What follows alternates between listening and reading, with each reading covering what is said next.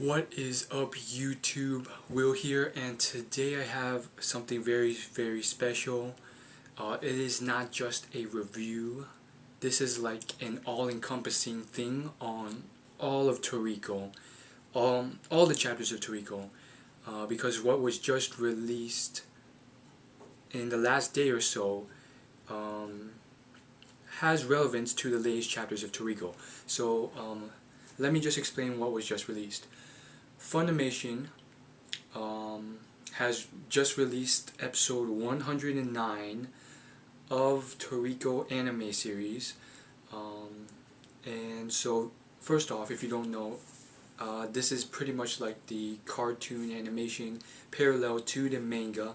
The difference is that first off, it's animated, and second off, it looks a lot cooler and things are a lot more clear in the anime. On top of this, this week's episode, or today's episode technically, because they release it more quickly than just weekly. But the point is, today's episode 109, is actually on very relevant stuff that is not in the manga. So it leads to a lot of questions, such as whether or not this is actually relevant or if it's just filler. First off, the stuff going on in this week's episode it can't just be straight filler, because it's not like your typical obvious filler where it's just like the animators adding in very fluffy plot that will not disturb or impact the actual real manga plot. This is actually stuff that can be, it's very meaty, and it legitly partially contributes to the plot, but at the same time it does not add or mess up the actual plot of the manga. So without further ado, this is my review and my discussion on episode 109, sub Legendary Bee INFINIBEE. And this is the one and only time I'm going to say this. Spoiler alert. So if you haven't watched it yet, I suggest you watch it first. It is free online. You can get to it either through the Funimation website for free or Hulu.com, and it is the latest episode that was just released, and it is subbed, so it's still in the original Japanese with American subtitles. Anyhow, last warning, spoiler alert. Okay, so this episode is, let me just first set the scene. It's after the whole ordeal in the food honoring temple, and it is before the whole four beast thing. And the first thing to note is that, first off, it is not in the manga.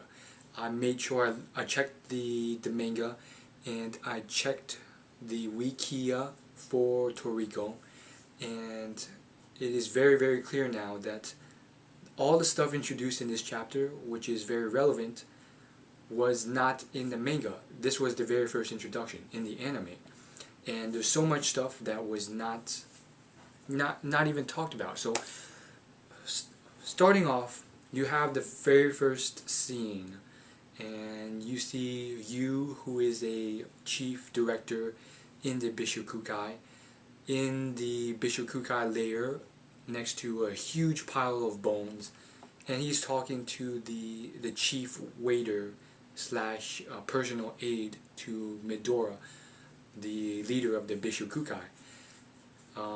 And they're pretty much just talking about how Midora has barely increased his level of appetite, his power level, despite eating all these foods, despite eating the century soup, which dramatically boosted Toriko's gourmet cells, and despite eating, what else? Despite eating the bubble fruit. So that's one thing that was not mentioned in the manga. The bubble fruit was captured, in fact, by the Bishokukai. How? We don't know. In the manga, it was said that Toriko ate all of it there. maybe they somehow managed to procure more, maybe the seeds that were still growing, but the point is the Midori got them somehow, and boom, his cells barely increased. Now, after watching this chapter, I really think that this is not filler. This is actually parallel with what was, like, this complements the manga. There's nothing here that can't be trusted. It's not like Dragon Ball GT. You can't trust any of that. But this is, I wouldn't, the reason why I don't think it's filler is because of what happened. It all makes sense now. Why the Bishokukai and Chiyo went all the way to the temple, the food honoring temple. Before I watched this episode, I didn't really, think about the reason. If anything, I would have thought that it was because they went there to pretty much just ransack the whole place, so no one else could learn food honor and grow stronger and pose a threat to the Bishokukai. But it now all makes sense, because after watching this episode, we know that they came there they also came for the bubble fruit, which makes sense because there was a scene in the manga where Starjin, in his GT Robo, says out loud, "Chiyo, we've already accomplished our mission just now. We can leave." And it answers the question of what Starjin was doing this whole time when Chiyo was fighting everyone in the food temple. Starjin probably went with his big bang whale shark thing to procure the remnants of the bubble fruit that Toriko did not eat. It was said in the manga that Toriko ate all the bubble fruit he could there, but that was at that one spot. Maybe there's endless bubble fruit, throughout the whole path, that infinite path. Who knows? But it all makes sense now. So this is not, at least that part was not complete filler. Now before I go on, there is one part that worries me, and basically there's this whole thing where Setsuno comes in to see how they've developed with food honor. All the stuff that does not occur in the manga, which is saying something, because, first off, seeing Setsuno just casually walking in again and remembering those days after reading what's going on in the manga right now, that's like crazy, because Setsuno, as we know now from the latest chapter of the manga with them battling it out at the Gourmet Fest, we know she's a straight up beast. She can she can fight like 3 or 4 people at the highest level in the human world. Higher levels than Toriko or the 4 Heavenly Kings combined. Okay, that's debatable, but higher level than Toriko. She can take on 3 or 4 of them at the same time, as we've seen in the Gourmet Fest arc in the manga, which is way ahead of this. So seeing her just casually walking up and conversing with Komatsu is very, very surreal. Regardless, let's get back on topic. They did do one thing that I am a little concerned about.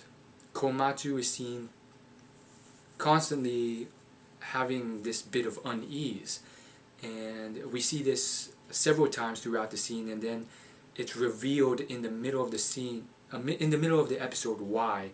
And it is because pretty much Komatsu doesn't feel like he did much in the food honoring arc, in the temple arc, because he says, and I quote, that he didn't actually capture the bubble fruit, despite being able to touch the bubble fruit, the fake bubble fruit in the temple.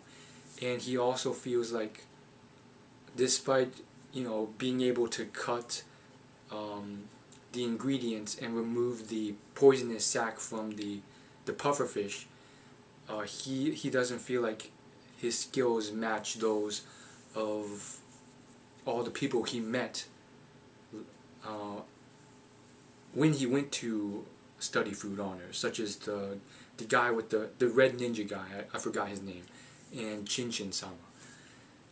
Personally, I don't think this parallels the plot of the manga in many ways, and I'll explain those, which is why I think that some of this is filler, which, for those of you who don't know what filler means, it means that this plot is not from the actual author. It is just added on in the anime only as, filler to get in more episodes. So I don't know what to say about that. The stuff at the beginning with the INFINIBEE and pretty much how they're conversing on how the INFINIBEE is going to help them procure Acacia's full course. Like, all that stuff relates very well. Like, everything that was said with the bubble fruit at the beginning, it couldn't be filler. But here we have this little snippet that maybe, I'm guessing, was just this little snippet was probably added on, not from the original manga creator's mouth. And the reason why this does not parallel what Komatsu is like is because Komatsu, if you read the manga, right after the food honoring temple arc, he does not have this sense of, self-doubt. He never does. He goes straight into the Four Beast arc, trying to help out, realizing his strength, and, immediately creating that simplified version of the recipe. Again, spoiler alert, for those millions of people who were poisoned in the Four Beast arc.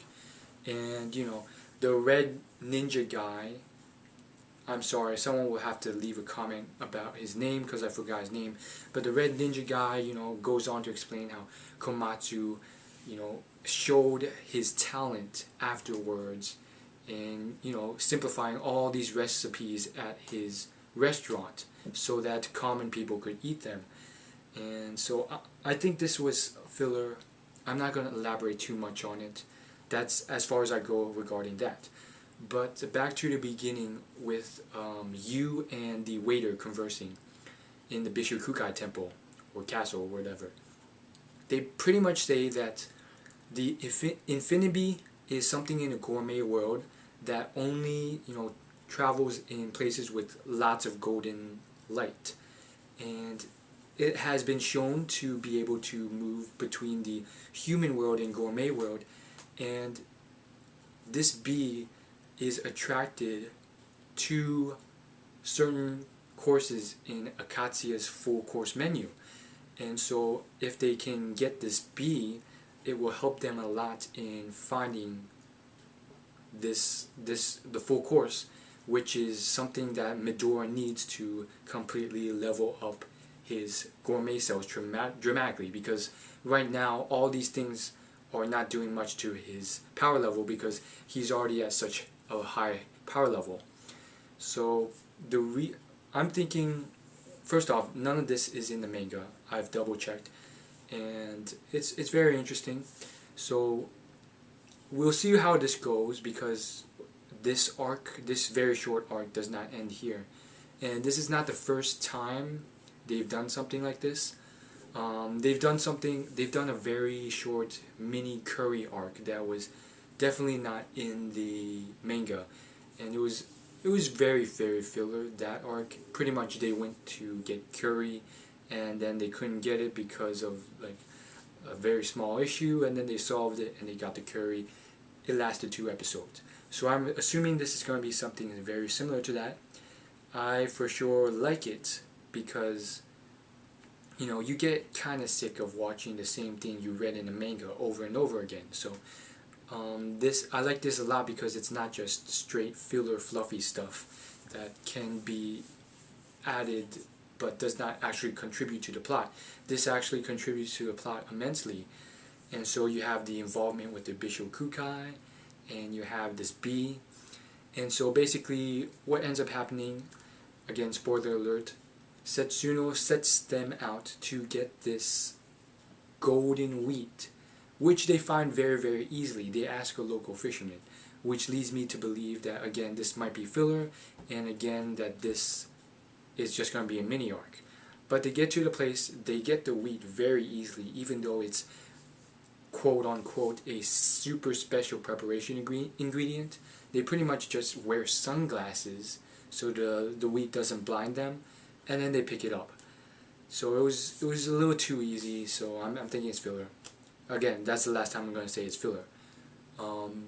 But then we see you coming in this new GT Robo.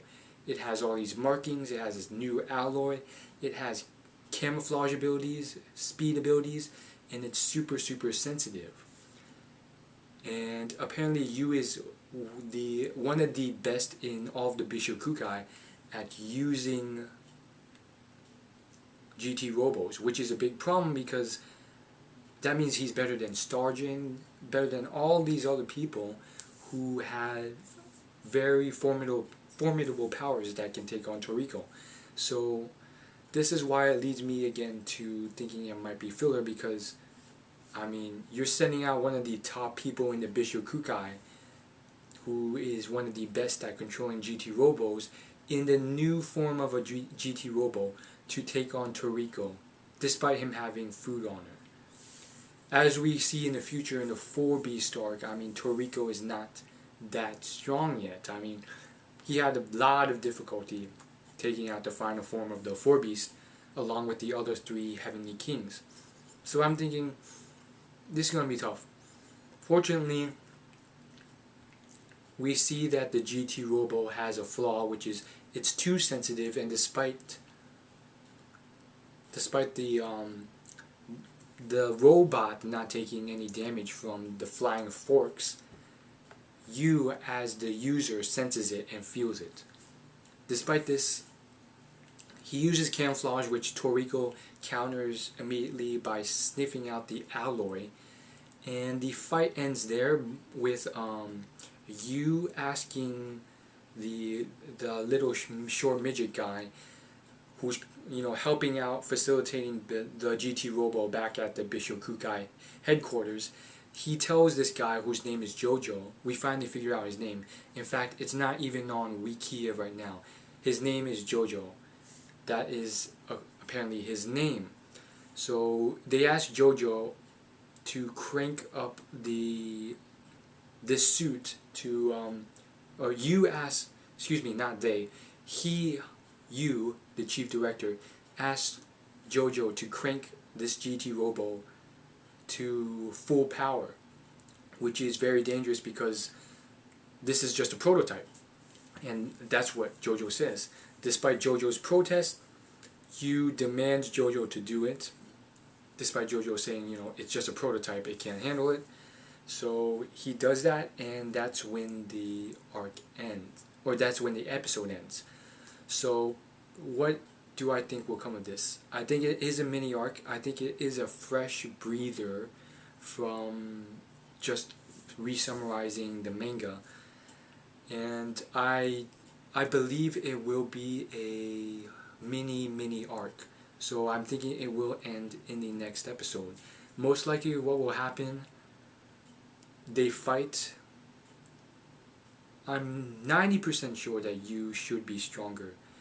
If they have any sense, like according to the power levels and what we've seen in the future in the manga, you should be stronger, and despite it being a GT Robo, he should be able to take out Toriko. So I'm assuming that, like always, he gets distracted and he leaves for whatever reason before taking out Toriko. And I know Toriko has food on her and all that stuff, but I still think, he's not that strong. Spoiler alert, but he got destroyed by Starjin.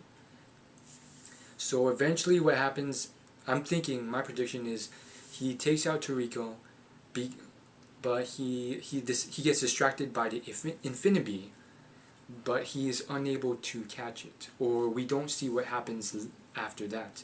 Toriko decides to recuperate and heal back up, back at the IGO, and they manage to procure the golden wheat for Setsuno's all pasta, which is pretty much a pasta that has the taste of every different type of pasta.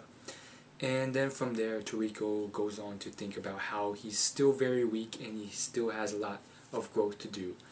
And then Yu goes back to the Bishop Kukai with the INFINIBEE, thus taking them closer to Acacia's full course menu. So that's my prediction. Very simple, but this is a very... I'm predicting this to be a very short mini filler arc, and because of that, that's probably the most likely, most predictable route, and I think that's why it's going to be it, because you can't really mess with the main story. You have to go with the main story unless you want to completely screw up the plot, and therefore you have to continue with the story and pretty much keep it moving without messing with the plot, and that is the simplest plot without doing that. Unless of course you're talking Full Metal Alchemist, where I think what happened, I actually didn't watch the Full Metal Alchemist anime, but from what I've heard, midway through they just started adding so much filler that the plot just warped completely, and then they were like, okay, we've already screwed it up so much, so the plot just took a completely different turn from the manga. And yeah, the ending, I believe what happened was 60 episodes after that point, the plot just took a completely different turn from the manga. And so what happened was they just released that as Full Metal Alchemist, and later on they released the whole animation again called Full Metal Alchemist Brotherhood that actually paralleled the manga. But I'm getting off on a tangent. There is one final crucial point about this episode. So he reveals that he has met Toriko before, and he revealed he was the very small GT Robo who took out Komatsu and stole the last of the Century Soup back in the Century Soup Ice Hell arc. And that's saying something, because these are very pronounced claims that you don't usually expect from a filler episode. So it leads me to believe that part of it has been proven to be not filler. I mean, a lot of this stuff has been added to the Toriko Wikia already, and it has just been placed there. There's no filler mark or anything like that. However, it is blatantly noted that these have only appeared in the anime. And so I definitely believe this is still part of the plot line. Is it from the original creator's mouth, from the original creator's mind? I don't know, but it doesn't really conflict with the plot. We now know who the mini GT Robo is. Will it in fact in the future affect it? Most likely not. So that's it for this review. If you guys don't read, or if you guys don't watch the episodes along with the Toriko manga, I highly advise you to at least check them out. They are free on Funimation and Hulu. And the main reason is because, I mean, let's be honest, some manga just have very badly drawn fight sequences or badly drawn scenes. I mean, the latest chapter of Toriko with the Gourmet Fest arc, I mean, some of that stuff was very, very unclear. I mean, it was blurry, there were too many black and white lines, you couldn't really tell what was going on. So that's the beauty of the animation side of it. It's the same thing, but you actually see the whole fight, and it's not just straight stilled panels, and it clarifies all the stuff that happened. I mean, I watched the anime for the Ice Hell fight sequences, a lot better than the manga. I think it's really, to get the full experience, sometimes it's just better to do them both. But, you know, if lack of time is one thing, then manga for sure. but this has been sort of an experiment review slash video. I usually do not do episode reviews, and I will most likely not be doing them for every episode. Why? Because it's tedious. 2, because it's very, very long and it's a lot of hard work. 3, because I ramble a lot, as you can see by this video. And 4, because I've already read a lot of the manga, so I won't be watching all of the episodes again. I'm not that into it. I mean, it's the same thing over and over. So this has been a sort of experiment video, and I will be looking at your feedback in the comments and likes and dislikes and so forth to see where it will take me from here. So if I have time, or if I see certain requests or certain feedback, we will see if I will keep doing these episode reviews along with the manga reviews for Toriko. And maybe, just maybe, I will branch off to anime movies like the One Piece movies or DBZ movies. Most likely not. I mean, time is definitely an issue. So that's it for that, and if you actually sat through and watched this entire thing, I'm sure it's like 30 minutes long, thank you, because I know a lot of trolls out there will probably stop watching after 2 minutes in. So that means you're very insightful and you very much like my long, drawn out, but very detailed dissections of these episodes. I mean, you've for sure gained some insight on this whole thing. So finally, like, comment, and most importantly, subscribe if you're not subscribed, if you want to see more. And also share this video, share my channel, so it gets more views and stuff, because right now I only have a few couple subscribers since I just started, and it's not growing that quickly, so I'm scared it'll just plateau off. Anyhow, see you guys later. Peace.